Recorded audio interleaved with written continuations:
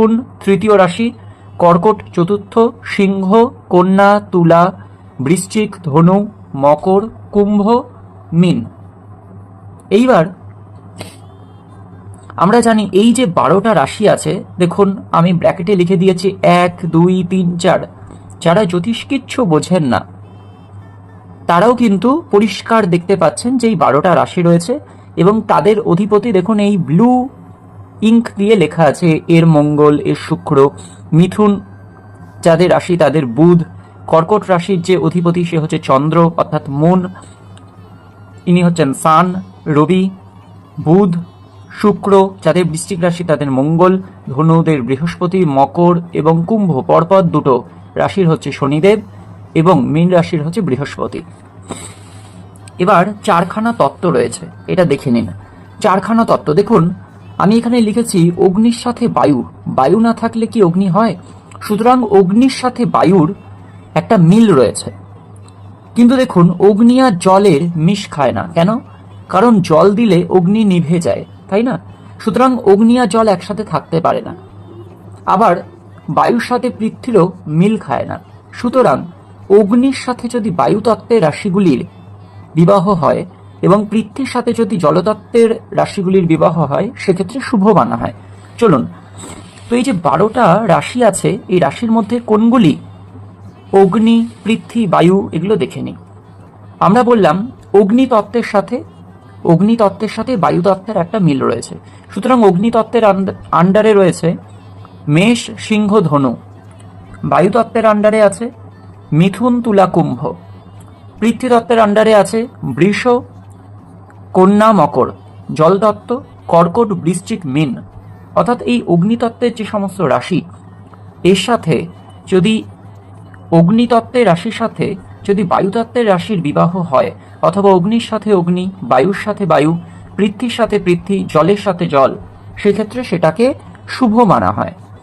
মানে এই যে পার্ট করে দিয়েছি এই পার্টের এ প্রান্তের রাশিগুলির সাথে এ প্রান্তের রাশিগুলির বিবাহ খুব একটা শুভ মানা হয় না। কিন্তু আবারও বলছি এটা একটা পার্ট মাত্র, এটাই কিন্তু চূড়ান্ত নয়। অর্থাৎ এই অগ্নি আর বায়ুতত্ত্বের রাশিগুলির স্বভাব চরিত্র, ব্যক্তিত্ব, মেন্টালিটি যেরকম হবে পৃথ্বী আর জলতত্ত্বের ব্যক্তিত্বের সাথে তা আলাদা হবে। সুতরাং আপনি যদি বৃশ্চিকের সাথে ধনুর, বৃশ্চিকের সাথে তুলার বিবাহ দেন বা বৃশ্চিকের সাথে কুম্ভর বিবাহ দেন, মেন্টাল দিক থেকে তারা কিন্তু একটা ডিসম্যাচ হবে। কিন্তু সেটাই যদি আপনি মেষের সাথে সিংহের দেন খুব ভালো, মেষের সাথে ধনু ভালো, মিথুন, তুলা, কুম্ভ ভালো। তো বোঝাতে পারলাম। সুতরাং অগ্নিতত্ত্বের ধরুন মেষ রয়েছে অগ্নিতত্ত্বে, তো অগ্নিতত্ত্বের সাথে এই যে মেষে নিজস্ব বিবাহ হতে পারে, তবে সেক্ষেত্রে দেখতে হবে নক্ষত্র যেন আলাদা হয়, অথবা মেষের সাথে যেন এই 5টা রাশির বিবাহ হয়। এটা হচ্ছে তত্ত্ব অনুযায়ী। বোঝাতে পারলাম? আপনারা এটা একবার দেখে নিতে পারেন যে আপনার কোন রাশি এবং আপনার রাশির অপর দিকে সেই রাশিটা রয়েছে নাকি। যদি থাকে তাহলে কিন্তু পয়েন্ট পাবে না বা কম পয়েন্ট পাবে। বোঝাতে পারলাম? এইবার বলা হয় এই যে আমরা রাশিতত্ত্ব দেখলাম, এই রাশিতত্ত্বের মধ্যে থেকে বলা হয় 3, 5, 7 এবং 11তম রাশি খুব শুভ। অর্থাৎ যদি আমি মেষ ধরি, মেষ থেকে মেষকে যদি 1 নম্বর ধরি, তার থেকে 3 নম্বর রাশি কোনটি?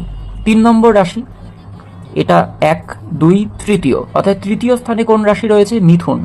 তার মানে মেষের সাথে যদি মিথুনের বিবাহ হয়, মিথুন রাশির, সেক্ষেত্রে তা শুভ।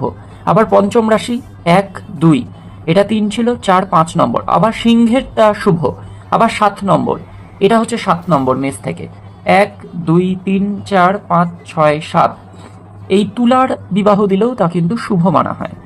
আবার 11তম রাশি মানে একেবারে কুম্ভ, এই কটা কিন্তু অবস্থানগত দিক থেকে দেখা যাবে শুভ রাশি।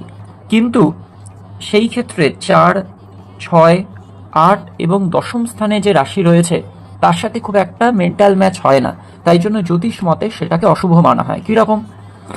মেষের সাথে 4 নম্বর রাশি কোনটি? এইটি, কারণ মেষের সাথে 1, সেটিকেই 1 মানা হয়। 1, 2, 3, 4 কর্কট। মেষের সাথে কর্কটের বিবাহ কিন্তু রাশি অনুযায়ী কিন্তু সঠিক নয়।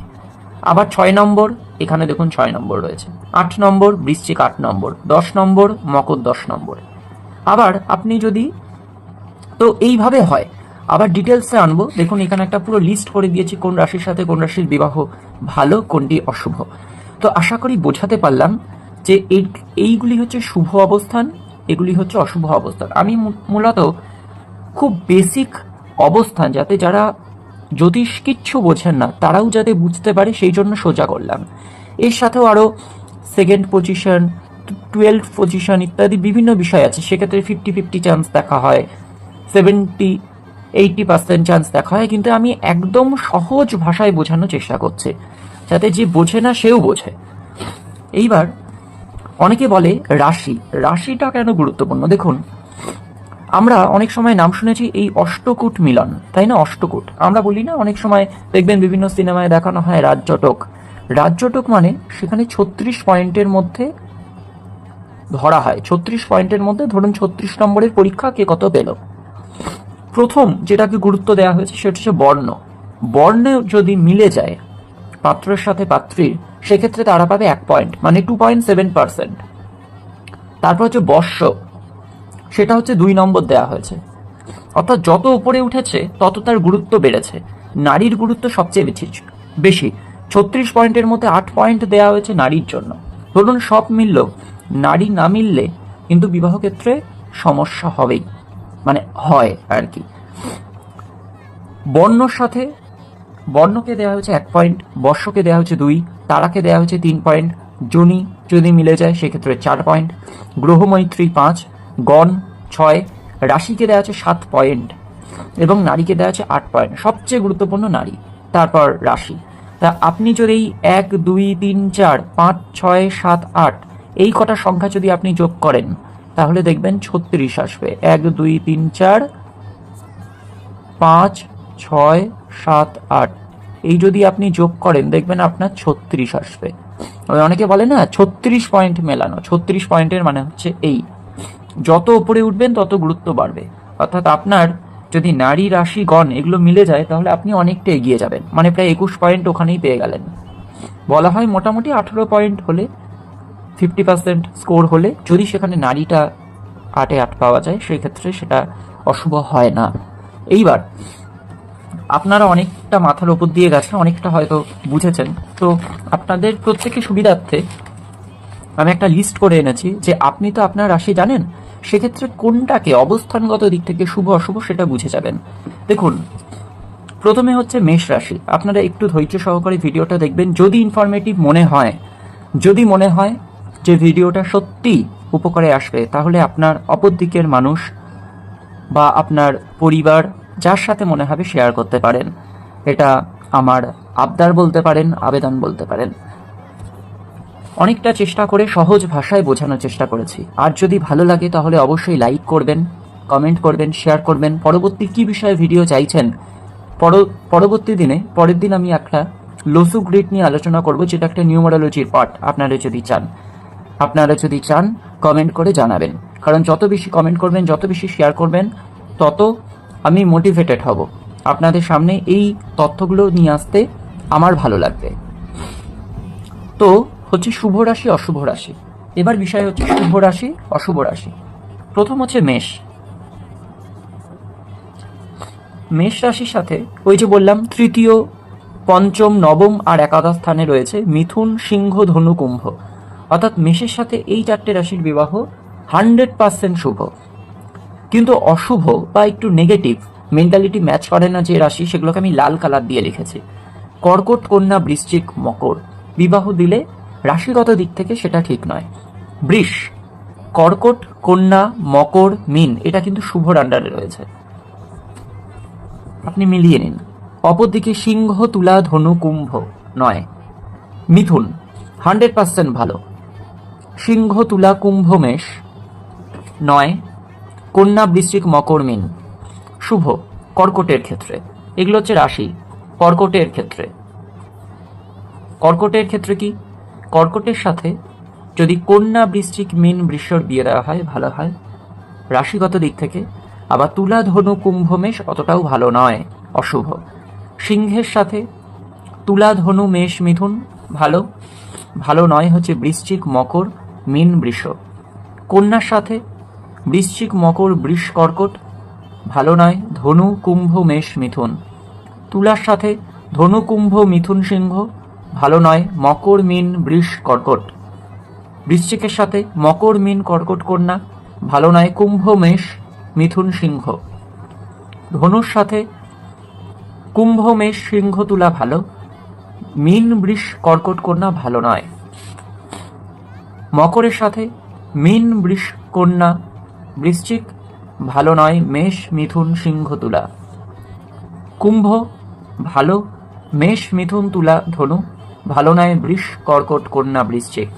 মীনের সাথে বৃষ, কর্কট, বৃশ্চিক, মকর ভালো নয় ততটাও, মিথুন, সিংহ, তুলা, ধনু। আমি বললাম রাশিগত দিক থেকে এইগুলো। এবার আপনাদের মনে হতে পারে এখানে আপনার 4টে রাশি, এখানে 4টে রাশি, 8টা রাশি, আর এখানে একটা রাশি, 9টা রাশি। আর যে বাকি রাশিগুলো বললাম না সেগুলোর কি হবে? যদি সেই রাশির মানুষ থাকে সেক্ষেত্রে অনেক কিছু দেখতে হবে। পাত্র থেকে পাত্রীর অবস্থান, পাত্রী থেকে পাত্রর অবস্থান, 2nd এবং 12th অবস্থান, তাদের গ্রহগত পর্যায়, সেই গ্রহ তাদের গ্রহ অধিপতির মধ্যে শুভ না তাদের মধ্যে শত্রু গ্রহ না মিত্র গ্রহ। তো অত কিছু ডিটেলসে গেলে আপনাদের ভিডিওটা ভালোও লাগবে না, অনেক বড়ও হয়ে যাবে, বুঝতে পারবেন না।